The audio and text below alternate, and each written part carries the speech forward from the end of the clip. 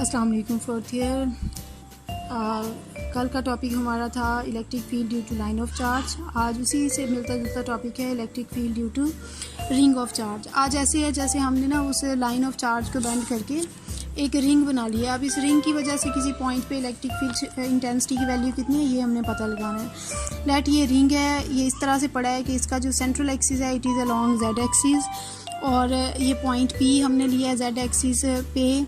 Centre of the ring से Z distance पे point P है, और हम पता लगाना चाहते हैं यहाँ पे इलेक्ट्रिक फील्ड स्ट्रेंथ की वैल्यू कितनी है। इसके लिए फिर उसी तरह से ये जो रिंग है इसको छोटे छोटे लेंथ एलिमेंट्स में डिवाइड करेंगे। लेट एक लेंथ एलिमेंट हमने लिया है D S, charge in this length element is D Q. इसकी वजह से ये at a distance small R है फ्रॉम द पॉइंट पी, और इसकी वजह से जो इलेक्ट्रिक फील्ड स्ट्रेंथ है उसे हम कहेंगे वो डी ई है, making an angle theta with the Z axis. और इस थीटा के सामने वाला इसका component D E sine theta होगा। थीटा के साथ वाला जो कंपोनेंट है ये डी ई कॉस थीटा है। सिमिलरली एक हमने इसी तरह का लेंथ एलिमेंट इस लेंथ एलिमेंट के बिल्कुल ऑपोजिट साइड पे ले लेना है। उसकी वजह से भी डी ई यहाँ पे होगा इलेक्ट्रिक फील्ड। उसके भी कंपोनेंट्स बनाएं तो डी ई साइन थीटा और डी ई कॉस थीटा, ये दो कंपोनेंट्स बनेंगे। और यहाँ से नज़र आ रहा है कि ये जो साइन थीटा वाले कंपोनेंट्स हैं ये एक दूसरे के ऑपोजिट बने हैं, तो इसका मतलब ये एक दूसरे के इफेक्ट को कैंसिल कर देंगे। और जो कॉस थीटा वाले कंपोनेंट्स हैं इनकी डायरेक्शन सेम है दोनों लेंथ एलिमेंट्स की वजह से, इसलिए ये ऐड हो जाएंगे और ये रिजल्टेंट फील्ड देंगे। अब हमने देखना है कि डी ई की वैल्यू हमने क्या लिखनी है। इक्वेशन वही जर्नल इक्वेशन है, D E is equal to 1/4 pi epsilon naught D Q over R square. इसमें हमने डी क्यू की वैल्यू पुट करनी है। उसके लिए हमने जो लाइन चार्ज डेंसिटी है lambda D Q by D S, ये पहले भी डिफाइन की है। डी क्यू यहाँ से लैम्डा डी एस हो जाएगा। इसकी वैल्यू यहाँ पे पुट करें। ये जो आर है इसको यहाँ से देखें तो ये एक राइट एंगल ट्रायंगल है जिसमें ये आर हाइपोटेन्यूज है, ये कैपिटल आर थीटा के सामने है इसलिए ये परपेंडिकुलर है, और ये थीटा के साथ वाला जेड जो है ये बेस है। तो आर स्क्वायर जो है ये Z square plus R square के इक्वल है। इसकी ये वैल्यू हमने यहाँ पे आर स्क्वायर की जगह पुट कर देनी है, Z square plus R square हो जाएगा। ये नीचे यही बताया हुआ है कि कंपोनेंट्स में किस तरह से रिजॉल्व किया है। अब यहाँ से ये जो कॉस थीटा है, क्योंकि कॉस थीटा वाले कंपोनेंट्स बच जाएंगे, साइन थीटा वाले एक दूसरे को कैंसिल आउट कर देंगे, तो कॉस थीटा देखें यहाँ से किसके बराबर बनता है।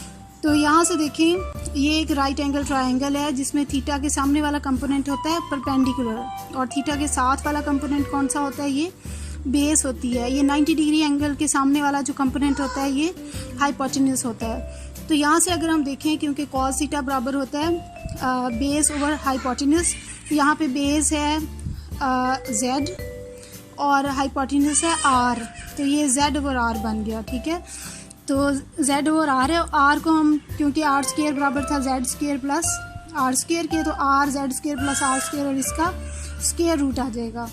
ठीक है, तो डी ई कॉस थीटा को अगर हम लिखना चाहें तो ये डी ई की वैल्यू 1/4 पाई एप्सिलॉन और lambda D S over Z square plus R square, और कॉस थीटा की value Z over Z square plus R square और इसकी पावर 1/2। अब इसको अब हमने ना ये इन लेंथ एलिमेंट्स की वजह से इसको इंटीग्रेट कर लेना ओवर दी होल लेंथ। अब whole length of the ring कितनी है, वो है equal circumference of the circle, यानी रिंग का जो सर्कमफेरेंस बनता है उसके बराबर है, और वो किसके इक्वल होता है 2 पाई आर के। इसका मतलब ये है कि हम ये जो इलेक्ट्रिक फील्ड इंटेंसिटी है इसको इंटीग्रेट कर लेंगे एस इज इक्वल टू 0 से लेके S is equal to 2 pi R तक। अब देखें ये जो वैल्यूज़ हमने यहाँ पे पुट कर ली, इसमें ये बाकी सारी चीज़ें कांस्टेंट थी। डी ई की वैल्यू पुट की है हमने यहाँ पे, कॉस थीटा की वैल्यू पुट की है, बाकी सारी वैल्यूज़ कांस्टेंट हैं। सिर्फ डी एस जो है ना इस पे हम ये इंटीग्रेशन करेंगे 0 से 2 पाई आर की लिमिट लगा के। ये डी और इंटीग्रेशन कैंसिल आउट हो जाएंगे। एस आ गया 0 से 2 पाई आर, इसकी लिमिट्स हैं 2 पाई आर आ गया, ये इसको सिंप्लीफाई किया ये आ गया। अब यहाँ से ये जो लैम्डा इंटू 2 पाई आर है, 2 पाई आर है total length of the ring, lambda है चार्ज पर यूनिट लेंथ।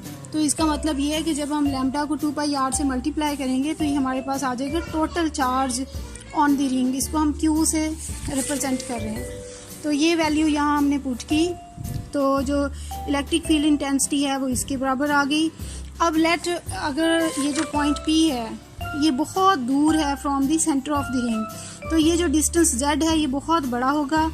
इस radius of the ring capital R के मुकाबले में।